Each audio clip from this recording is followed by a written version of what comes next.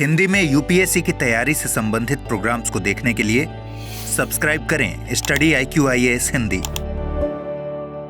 Hello दोस्तों, स्वागत है आप सबका स्टडी IQ IAS हिंदी पे। मैं ललिता दहिया। दोस्तों, आज की कक्षा में हम बात करेंगे LIC की कुल प्रबंधनीय क्षमता किस तरीके से 50 लाख करोड़ पार कर चुकी है, जो पाकिस्तान की टोटल अर्थव्यवस्था के दोगुने से भी ज्यादा है। तो आज की जो इस परिचर्चा में हम LIC के बारे में भी जानेंगे, पाकिस्तान की हालत के बारे में भी जानेंगे और कुछ आंकड़ों के माध्यम से इस पूरे डेवलपमेंट को समझने का प्रयास करेंगे। ये जो मुद्दा है आपकी प्रारंभिक परीक्षा के दृष्टिकोण से महत्वपूर्ण हो जाता है। कंपैरिजन पे क्वेश्चन पूछा जा सकता है, LIC के उत्थान पे, इसकी स्थापना को लेके क्वेश्चन पूछा जा सकता है। तो चलिए परिचर्चा की शुरुआत करते हैं। यहां पे मैं आप लोगों को बता दूं कि भारतीय शेयरों में तीव्र उछाल हो रहा है।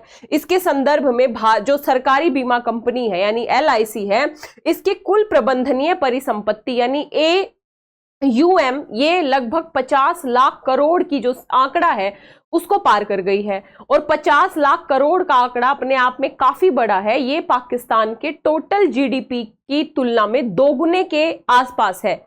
यदि हम एग्जैक्ट डेटा की बात करें तो जो AUM है LIC का, वो साल दर साल 48% बढ़कर मार्च के अंत तक लगभग 51,21,887 लाख करोड़, ध्यान रखिएगा, इतना हुआ, जो लगभग 616 बिलियन डॉलर हो गया है।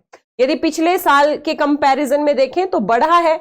यानी वर्तमान में टोटल जो प्रबंधनीय संपत्ति है वो कितनी है, लगभग 616 बिलियन डॉलर। यदि हम पाकिस्तान की GDP की बात करें तो IMF के अनुसार पाकिस्तान की GDP लगभग 338 बिलियन डॉलर है। यानी लगभग दोगुनी जो AUM है किसकी, LIC की। यहां पे 616 बिलियन डॉलर LIC के पास जो जमा धन है वो पाकिस्तान की अर्थव्यवस्था से लगभग दोगुना है, जैसा कि हमने देखा।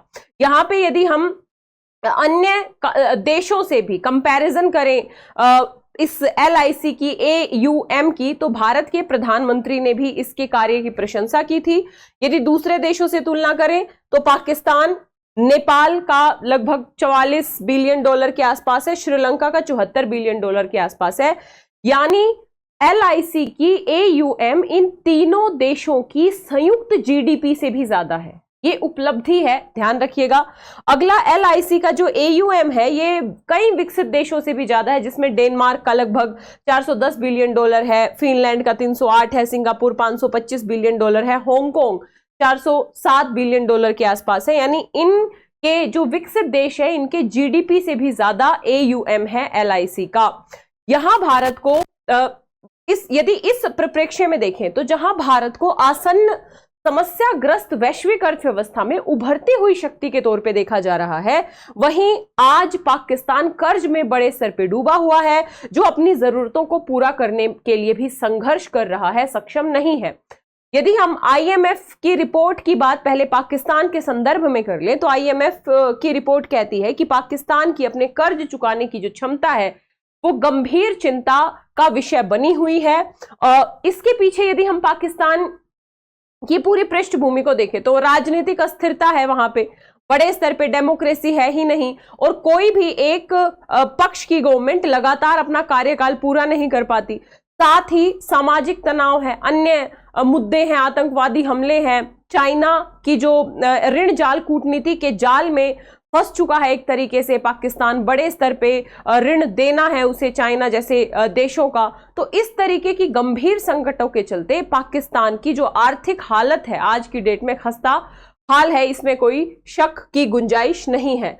IMF ये कहता है कि पाकिस्तान को अगले 5 वर्षों में लगभग 123 अरब डॉलर के सकल वित्त पोषण की आवश्यकता है, यदि अपनी पूरी व्यवस्था को बेहतर करना है तो, है ना। एक कंपैरिजन हमें देखने को मिली। मैं पहले भी आपको बता चुकी हूं कि कभी भी पड़ोसी देश की आर्थिक हालत किसी दूसरे देश, मतलब निकटतम देश की समृद्धि का सूचक नहीं हो सकती, क्योंकि जब पाकिस्तान में आर्थिक हालत खस्ता है तो वहां आतंकवादी हमले बढ़ेंगे, वहां संघर्ष बढ़ेगा, तनाव बढ़ेगा, है ना।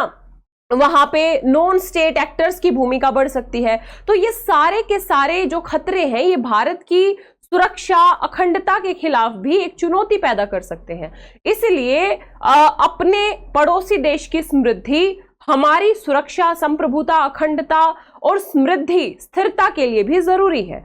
लेकिन पाकिस्तान जिस रास्ते पे चल रहा है अभी वर्तमान संदर्भ में, तो ये कहना अपने आप में काफी दुश्वार है कि पाकिस्तान इस आर्थिक जंजाल, इस आर्थिक समस्या से कैसे निकल पाएगा। यहां पे हम यदि अब जीवन बीमा की बात करें, LIC की बात करें, तो भारतीय जीवन बीमा कारोबार में लगभग 59% बाजार हिस्सेदारी के साथ LIC अब स्वास्थ्य बीमा क्षेत्र में भी प्रवेश करने की योजना बना रहा है, उस पर विचार कर रहा है।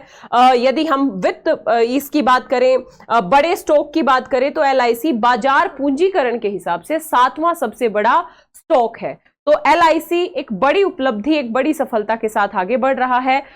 यदि हम बात करें भारत के राष्ट्रपति के माध्यम से भारत सरकार के पास LIC का लगभग 96.5% हिस्सेदारी है। अब हम इसकी स्थापना को लेकर कुछ बातें कर लेते हैं। तो दोस्तों, ये एक सार्वजनिक क्षेत्र की जीवन बीमा कंपनी है। इसका मुख्यालय है मुंबई में। इसकी स्थापना हुई थी 1956 में। ध्यान रखिएगा, जब भारतीय संसद ने भारतीय जीवन बीमा अधिनियम पारित करके बीमा उद्योग का राष्ट्रीयकरण कर दिया था, इसी के संदर्भ में हम LIC की स्थापना देखते हैं। उस समय 1956 में 245 से अधिक बीमा कंपनियों और भविष्य निधि समितियों का विलय कर दिया गया था। तो 1956 में इसकी स्थापना हुई। यदि आकार की बात करें तो मैंने आपको लगभग 616 बिलियन डॉलर के पूंजीकरण के साथ ये भारत की सबसे बड़ी कंपनी होने के साथ साथ सबसे बड़ा संस्थागत निवेशक भी है। ये भारत सरकार के स्वामित्व में है और वित्त मंत्रालय के प्रशासनिक नियंत्रण में है, यानी प्रशासनिक नियंत्रण इसके ऊपर फाइनेंस मिनिस्ट्री का है। यदि केंद्रीय कार्यालय की बात करें तो मुंबई में है और इस केंद्रीय कार्यालय के अतिरिक्त LIC के 8 क्षेत्रीय कार्यालय भी हैं जो अलग अलग, जैसे दिल्ली, चेन्नई, बॉम्बे, मुंबई, हैदराबाद, कानपुर, कलकत्ता, भोपाल और पटना में स्थित है। तो पीटी में यहां से क्वेश्चन बन सकता है, कंपैरिजन पे भी क्वेश्चन बन सकता है, टोटल पूंजीकरण पे भी क्वेश्चन बन सकता है, क्योंकि अपने आप में ये काफी महत्वपूर्ण मसला है, मुद्दा है। एनीवे, पाकिस्तान की टोटल जो अर्थव्यवस्था या जो वहां की आर्थिक स्थिति है उसके ऊपर आपका क्या कहना है, और भारत की जो LIC का पूंजीकरण जिस तरीके से बढ़ रहा है, एक तरीके से हम ये कहें कि जो AUM बढ़ रहा है, इसके ऊपर आपके क्या विचार हैं, कमेंट बॉक्स में जरूर बताइएगा। दोस्तों, यदि आप 2025, 26 या 27 में UPSC का अटेम्प्ट देना चाहते हैं तो आप हमारे P2I फाउंडेशन बैच से जुड़ सकते हैं। मे धमाका सेल चल रही है। 31 मई तक यदि आप एडमिशन लेते हैं तो आपको ये कंप्लीट बैच मात्र 25,999 में मिल रहा है। स्टडी IQ की ऐप या वेबसाइट या इस वीडियो के डिस्क्रिप्शन बॉक्स में लिंक दिया होगा, उस लिंक पे जाइए, क्लिक कीजिए, LD लाइव कोड का प्रयोग कीजिए, एडमिशन ले लीजिए। ये जो ऑफर है ये 31 मई तक ही अवेलेबल है, तो फटाफट जाइए, एडमिशन ले लीजिए, क्लासेस कीजिए। इसके साथ ही ऑप्शनल पे भी ये मई धमाका सेल चल रही है।